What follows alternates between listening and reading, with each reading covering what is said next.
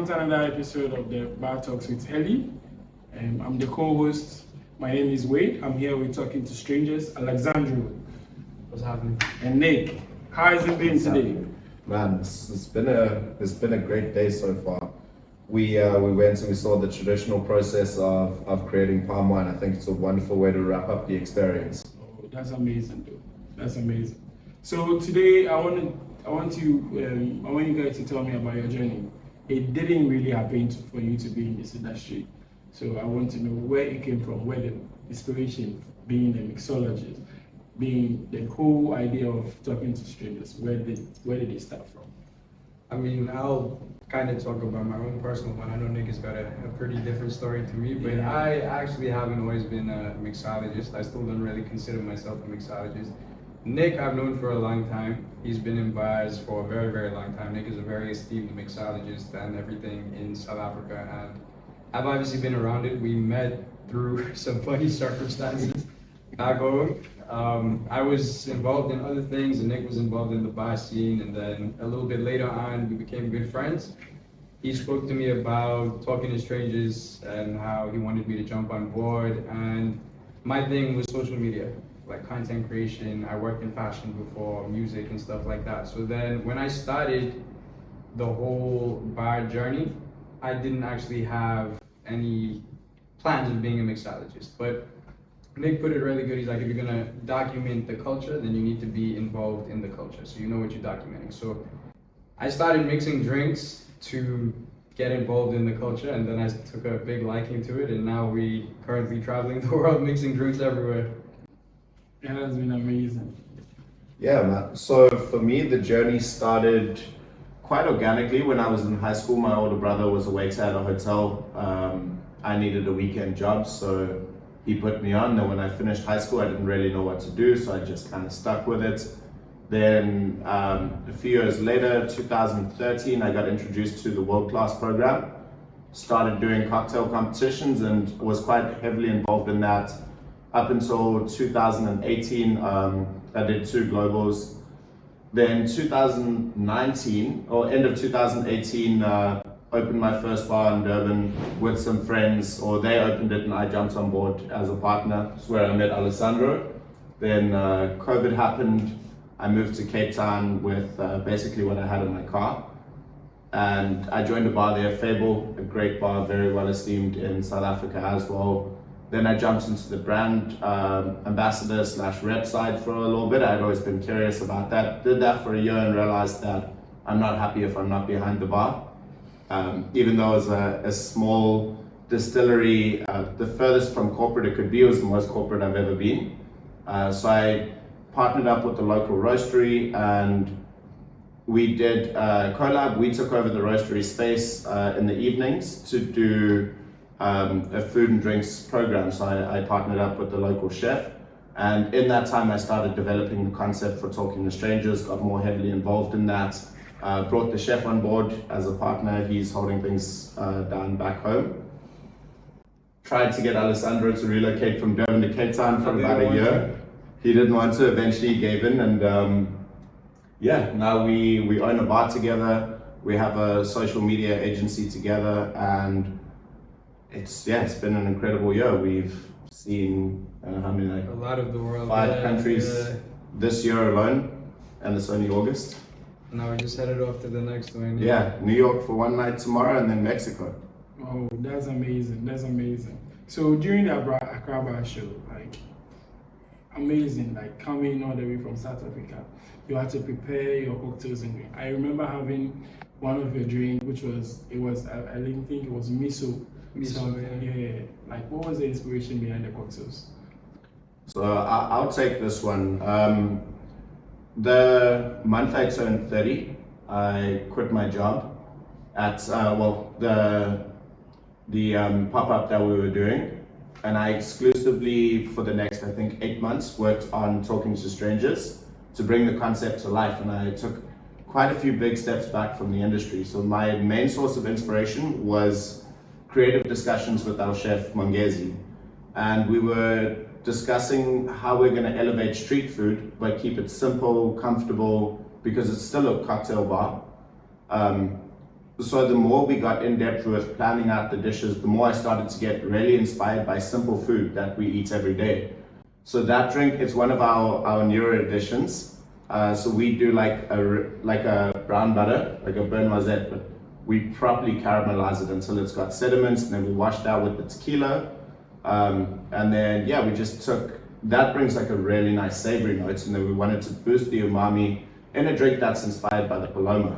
Not the umami that you guys are thinking.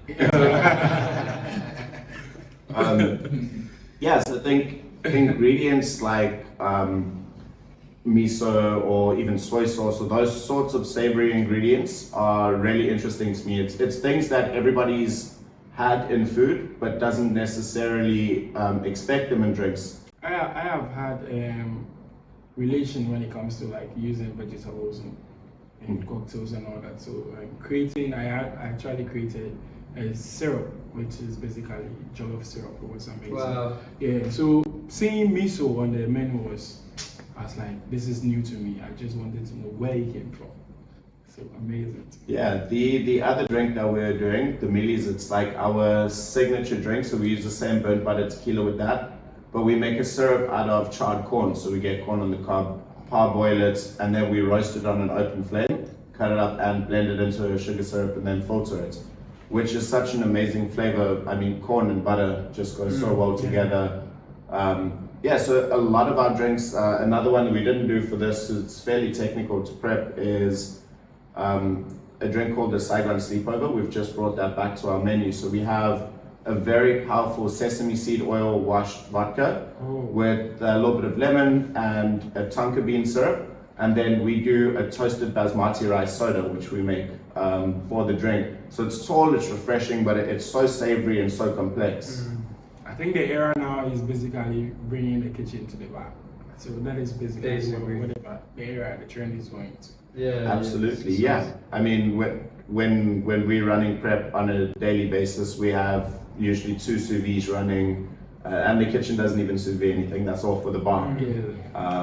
Yeah, and we take a lot of inspiration from the kitchen, introducing like direct heat or open flames, the Maillard effect for caramelization to kind of twist the flavors of our ingredients. And we found so much inspiration from just fairly basic cooking and ingredients and staples that are in your everyday life, and then we just apply more advanced techniques to translate those flavors into drinks. Okay, so my next question is, you've been here like 3 nights basically. What are some of the things you think the Ghanaian industry, like the community, needs as in when it comes to bartending? I'm gonna start, I'll finish. I think, yeah, Nick will have some good points to finish it off. What I think, so basically you're asking what's missing from the Ghanaian bar scene. One, I will put a huge disclaimer: the mixologists in Ghana are incredible. We've been the state. Can I swear here? Yeah. We've been to, the States, Europe. We're going to South America. We've been to a lot of places around the world just this year alone and seen a ton of bartenders. But the Ghanaian mixologists are actually so on point. Like skill, technique, the passion, the knowledge is there for sure. I think the things that are missing personally are just a couple operational tweaks. Like just little things of like learning how a world-class bar runs. And it's nobody's fault if the training wasn't there. So if you ask me what's missing, I would say that more international input from people that have been doing this for a long time, people that are successful, people that run big bars around the world. If they had to come to Ghana and kind of show how things work in a way that maybe some guys here wouldn't actually know because it's not what they've been taught or it's not something that's common here. I personally think that that's what's missing. Otherwise, the potential here is incredible. We've seen such amazing people out here, such amazing mixologists, and I'm truly honored to be around these guys. So I'd like to start off by saying that before we're mixologists, we're hosts. And the spirit of the people here has really captivated me. And that's something that can't be taught. That's, as we say, it's something that you learn at home. So I think already there's huge potential in Ghana and there's very talented bartenders. I think skills development and training, it's still new here. If you look at a market like New York, for example, the first documented use of the word cocktail was in a New York newspaper in 1806. It's a very old culture, and it goes further back, to the Dutch East India trading companies where they started mixing punches in the 1600s. So if you take hundreds of years of history in a culture like that, of course there'll be a little bit more refinement. But I think locally here, the guys have the passion. They just need, as Alessandro said, a few small operational tweaks, and there's a circle. You need good bars to create good bartenders, and you need good bartenders to create good bars. Yeah. So I think just introducing a little bit more into the skill pool. I'm not sure if we're brand neutral on this, but there are great platforms. I've seen they have a presence like Diageo Bar Academy. Yeah. I'll shout them out. They do amazing work to upskill people for free on all different levels. Another plug to a great podcast is Bartender at Large by Eric Castro. Yeah. And then for spirits knowledge, there's Mitch and Daz have Not Another Whiskey podcast. It's fun, it's light, it's engaging. But they also give you really serious knowledge on whiskey, and they keep you up to date with current affairs in the whiskey world. I think that it's such an important thing, but really for Ghana to progress, we just need to connect with the rest of the world more, which I'm personally looking forward to doing more in the future. Oh, that's amazing. That's really amazing, because with current trends, we are trying to come up with our own stuffs. Because we don't really have the equipment to meet up with the standard world or the people out there. Add to that, on that point about the equipment, don't get it twisted and think that you need like the craziest equipment to get to the same level as the rest of the world.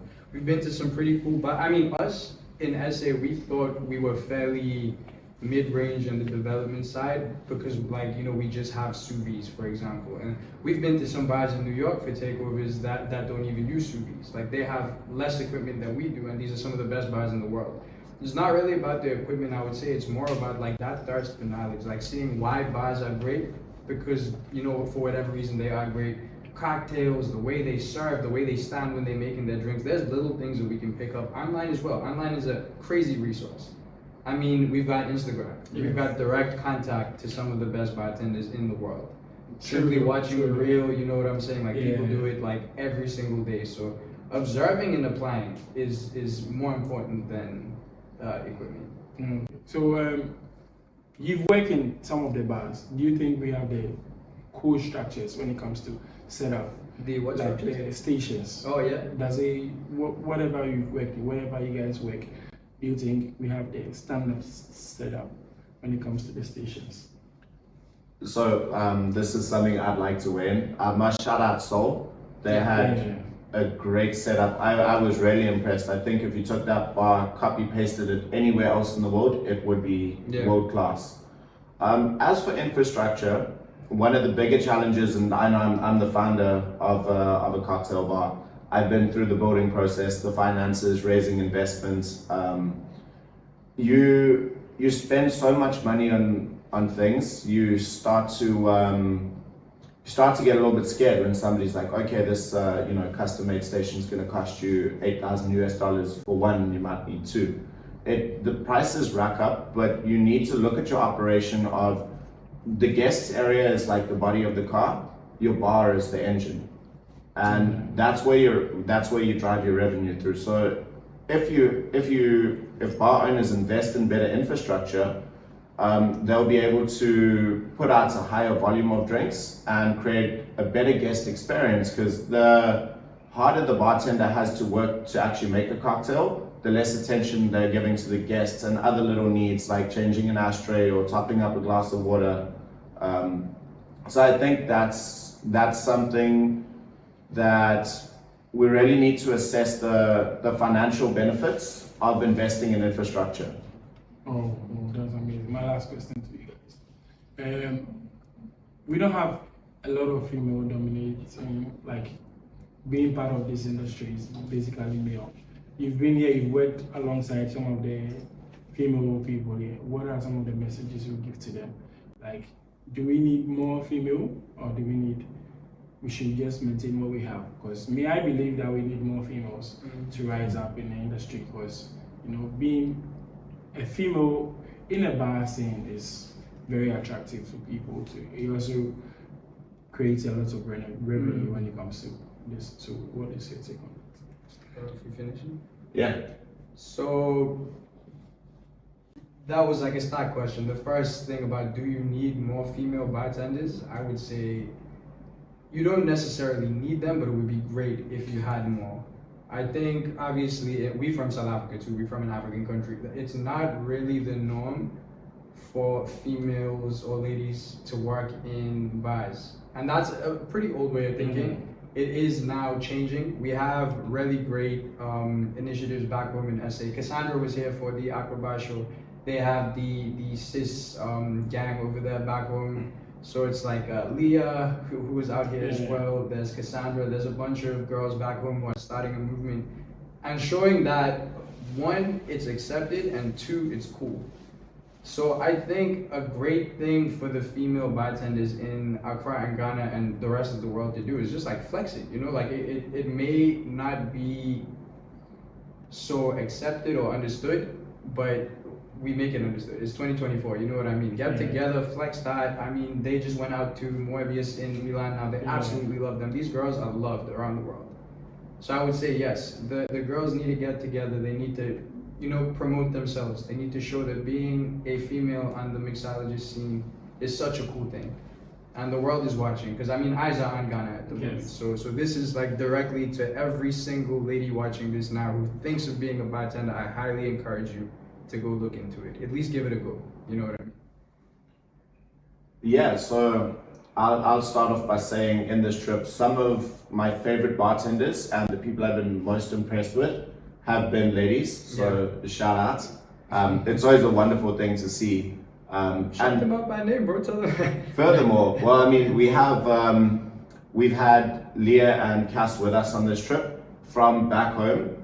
They're such big inspirations to me and have been throughout my career. So if we didn't have enough space for ladies in the industry, I would never have been inspired by those people, and I wouldn't be the sort of bartender, bar owner that I am today.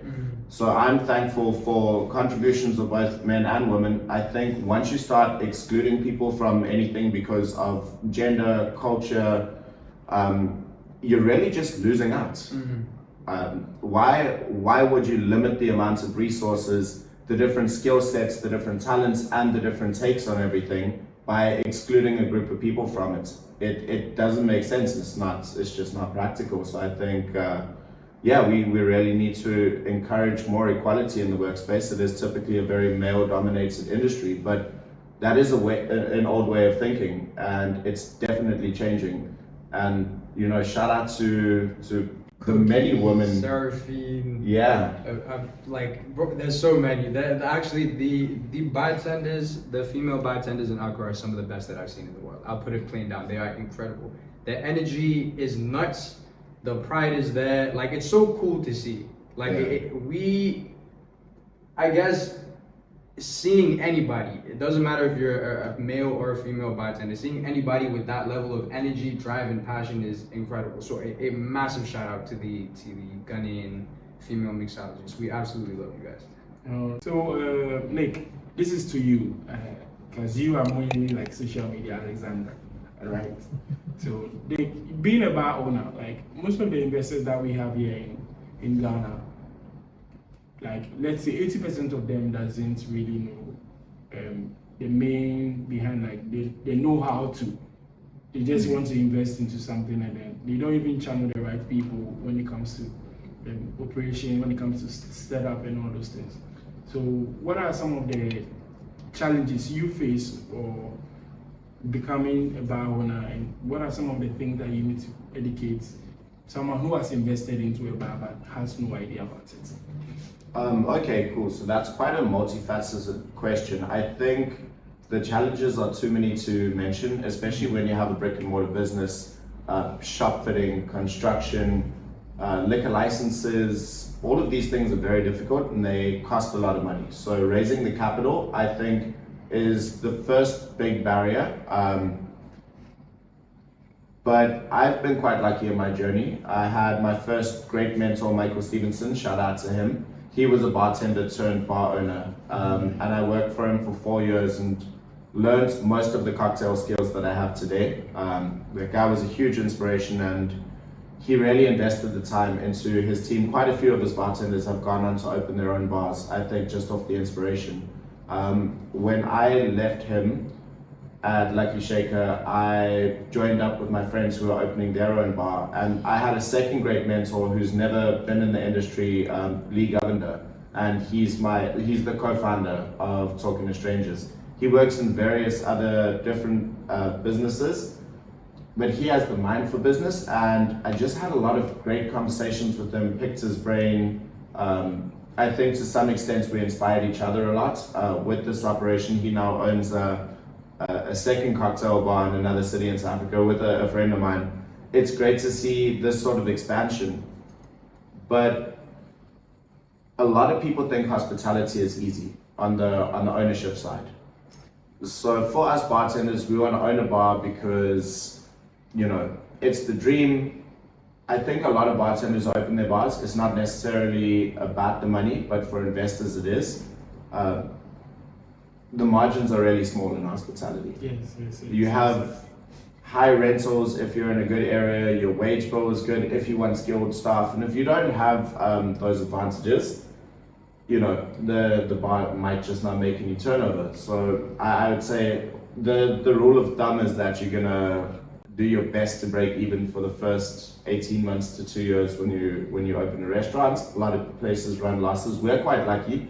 Our overheads are quite small. My bar is tiny. I seat 30 people, but we have about 60 to 70 standing when the bar gets crazy. So we've done quite well on breaking even by keeping our expenses low. So that's something to definitely think about. But I say that at the same time, my entire workstation is custom made, and it cost me, I think, about 30% of what my construction budget was to have that custom made workstation. And every time I save 15, 20 seconds making a cocktail, I'm making money back on that investment. Oh, really great. So, the name, Talking to Strangers, what inspired it? So with that, the name was a discussion for quite a long time. That was the first name that I'd come up with. We were just discussing the personality of the bar, what we wanted to be about, what makes bars special. And I'm quite a history buff, so I've looked at the history of bars from, you know, the oldest examples were in Pompeii. After the volcano exploded, they still preserved bars, and those were at inns where traders would stop at night, and they'd have some wine, they'd have some snacks, and they'd discuss trade. So that's the first time people started going and essentially talking to strangers over a drink and connecting with people in such a different environments. And it was so popular. They were usually mixed with accommodation, and over time people just liked the going out somewhere, seeing people that you don't know and having a drink, having connections. We've all had those nights where we have one or two drinks at the bar. We start to feel it a little bit, and we just have like the most honest conversation with a person that we don't know, and we don't know if we'll ever see again. Things we wouldn't even tell our closest friends. I also met all of the great people in my life at bars. They were all strangers at some point. We were at a bar. Alexandro, all of my business partners and investors, all of them at some point were just, you know, a stranger walking into a bar, and we had this connection, and we built something beautiful together. You want to add something to it, Michael? I'll tell you a funny story off topic. I can't wait to hear it. The way, so this is a big testament to the name Talking to Strangers, because the way I met him, I'll cut it short because it's a bit of a long story. We both lived in Durban on the east coast of South Africa. I lived in a specific neighborhood, and then they had a bar in this neighborhood, and I didn't like the idea of a cocktail bar being in my neighborhood. So I went there like I was a really like stupid young kid. But then I went in there with a bottle of Hennessy and chicken wings, knowing that they serve food and liquor. just like a complete piece of shit. Was drinking my Hennessy inside, ignoring all of them telling me not to drink in there, my own stuff, and like we were gonna fight. Like I had organized to like get him jumped after he was done with work, and he had organized to get me jumped when he was finished work. So this could have potentially been like a bad situation for me and him, or me or him, should I say? But yeah, eventually we spoke, bro. Like we talked. We realized that we had many similar interests, a deep love for hip hop, a deep love for specific figures within hip hop, and that really just made us. I mean, he's like my brother now. Like we tied by ink, tied by blood. Like this is my boy for life, and that started because we spoke to a stranger, regardless of the prior circumstances and things like that. So I think the name ties so well into our ethos as a bar, because we personable, we friendly, we not trying to be bartenders or big mixologists and stuff. We still do the same ratchet shit today at the bar that we did when the bar opened and before the bar opened. So maintaining that personality and remembering that image of what talking to strangers was at the beginning and still having that mentality now is, I think, the most powerful thing at talking to strangers, because we're still talking to strangers out here.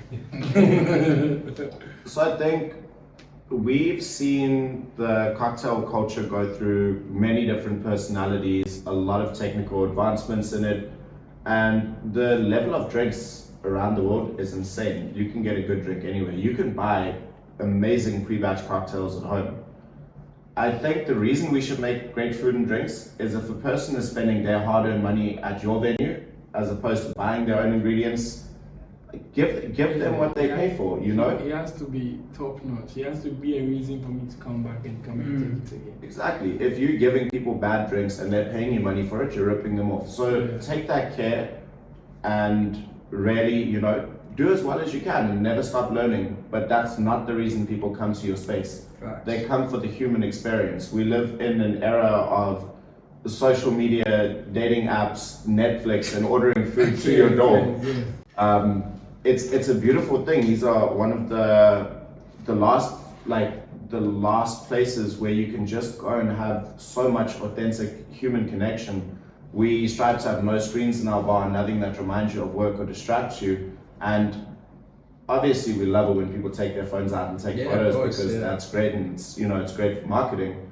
But once they've snapped and posted their pictures, if they put their phone away and forget to respond to their messages, we've done our job well. Yeah, that's what would be the last message to young and upcoming bartenders? What would be like an inspirational thought or something to them? I guess we have two very different perspectives on that, coming from different places. So I guess, you can start it off. The most important thing, I think, is seek good mentorship. There's no substitutes, no amounts of formal education or any other resources could ever be better than good mentorship. You need guidance. There's an abundance of information, an abundance of great information, but there's also bad information out there. Having the right mentor will help teach you what information to absorb and what to discard. So I think that is the single best thing. And when you're new in the industry, I understand we've all got bills to pay, but if you have the opportunity, rather live tough and make a little bit of money for a little while to get that mentorship. And I'm saying people who are good mentors should pay their staff well. Yes. But if it comes to it, I would take, in my earlier years, the mentorship I got over offers to make more money where I lost that mentorship. I thought we were gonna have different answers, but yeah, I was gonna say the mentorship is a big thing. Surround yourself by people that have done what you want to do in that sort of industry. And if you don't have those kind of people around, maybe you're in a place where mixology isn't a big thing, reach out. We have the internet. We have people on the other side of our phones who may be willing to help us. They may be not willing to help us, but just seek that knowledge. And I would say maybe like a light dark piece of advice for up and coming bartenders: don't do this shit if you just want to make money.